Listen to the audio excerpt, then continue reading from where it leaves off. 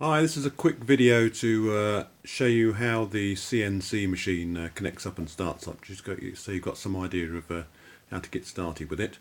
Obviously that's the basic machine there, and it's powered by the Dell computer that we've got strapped on the wall there, which is running Windows XP, which it has to run on Windows XP because this is a parallel port driven machine. It's very important with Windows XP not to connect it to the internet at any time, otherwise it will start polling the internet or trying to find the network connection all the time, which interferes with the software for the machinery and can cause the to skip a beat and things. So don't ever plug it into the internet. If you want to put any data on it, just copy it onto a memory stick or whatever and copy it in that way. So we just start up the computer, pressing the button, and then on the side of the CNC machine there's a switch there to switch it on as well. Connected to the computer are the screen, which is a touch screen, so that's got a USB connection into the computer as well as the video connection. Obviously got a standard keyboard, a standard mouse.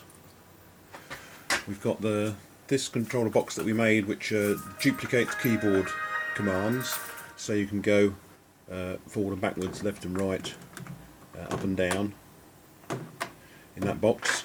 And then we've got a remote controller here, which does all that sort of thing, but in a more technical manner, and it actually duplicates the settings on the top there of where the X, Y and Z of the actual machine is. And there's various settings, none of which I know how to make work. Basically you switch the knob there which says X, Y, Z to which way you want to move, and then just turn the knob round and it'll adjust the point on the CNC machine. When it starts up, it starts on the XP screen, and then you've got this Mach 3 button just here. Because it's touch screen, you can do it with your finger or you can do it with the mouse. Double click it, and then it will come up with the software. That's the basic screen that you get in the Mach 3 software, and the first thing you see is this line here which is flashing. That's telling you it's not active. Press reset. Okay, so to get it to connect to this stops the machine from moving on its own accord where you don't want it to. So you press that, and now we're active again. So now it's ready to go. And what we're doing in this case is we're going to wizards, pick a wizard. Now in the wizards here, there's lots of free ones that you get with it, which are all pretty useless, to be honest. We actually bought this new one called Newfangled, a suite of handy wizards, Newfangled software, which is one we purchased, and this is really good. So you run this wizard program, and then you just answer the question. So you select the material. We've got it set to brass at the moment. Obviously you've got aluminium, soft steel, whatever. This affects how fast your spindles are going to go, how fast it's going to cut, and that sort of thing. So you can select whether you're doing it in inches or millimetre, the feed rate,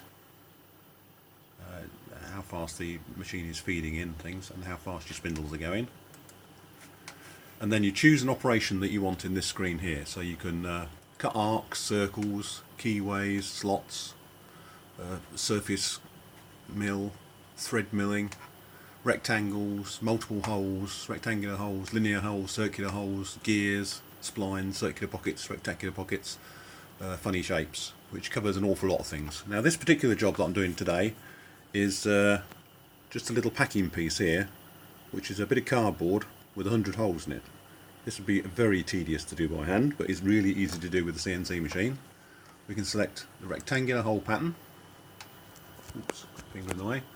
You can select your tool, which is the diameter of your drill, basically. Again, we've got millimetres, inches. You select the speed by the type of your tool, the number of cutting tips. A lot of these things will just be done automatically. When you click on calculate chip load, for instance, it just calculates a number for you. But you can then go back and adjust it if you don't like it. and your feed rate, your RPM, all that sort of stuff. And then in here, this selects the panel, the whole pattern that you're doing. The X and Y, this selects from where you set 0. In this case, we've set 0 to here. Yes, we've set 0. R0 is here, so the X and Y are 1 because it's 2 inches square. So the machine is cutting from this point here. Is that right? Yeah. This is 10 by 10 holes, 2 inches. It's 2 inch square with 10 holes in each direction. And then transverse height is how high up it comes, what bit in between drilling the holes, and then various other options there. So, when you're done that, you just post the code and exit. And then that writes the G code down here, which is the program that it's going to use. All these commands here are various things to do with moving the head, drilling holes, whatnots and doodads. It is possible, obviously, just to type this yourself if you're clever in G coding.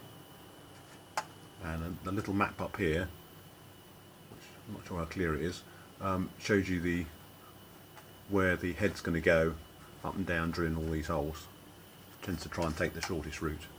So to get started, we start this up, click on that one. Now it's going to ask tool 1. This is if you have to change the tool for this particular job. In this case we're just using the same drill for everything.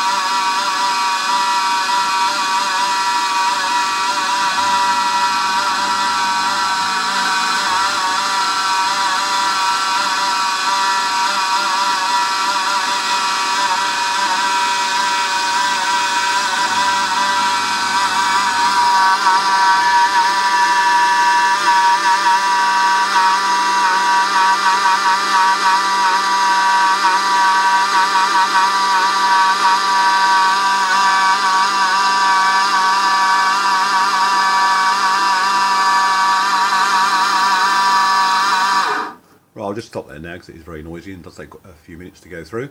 So that's it basically. You can see it's starting to drill all the holes in order through there, and it does it all automatically. What else can I say? It's not an industrial continuous sort of 24-hour type machine, so if you're drilling fairly hard, the drive motor for the spindle can overheat. We have fitted in the back, I don't know if you can see it around the back there, a fan, yeah, there it is, a fan and a filter to help cool it, and that's made it a lot better. But if you're doing a very big job, particularly in steel and things where it's working really hard, it can go a bit funny, and what tends to happen then is the motor sometimes stops or speeds up, or generally jiggers about a bit, and if you just turn it off and let it cool down for a bit, it'll carry on, or reduce your cutting speed basically to make it work less hard. Okay, I'll give you a start into it. As I say, the CNC machine is connected to the PC by a parallel port lead, which obviously is included. Connects to the parallel port of the printer and into here, and that's what passes the signals between the two. I think that's about it really. We do have the manuals for the software and the hardware here, and the discs as it came direct from the supplier, and have fun.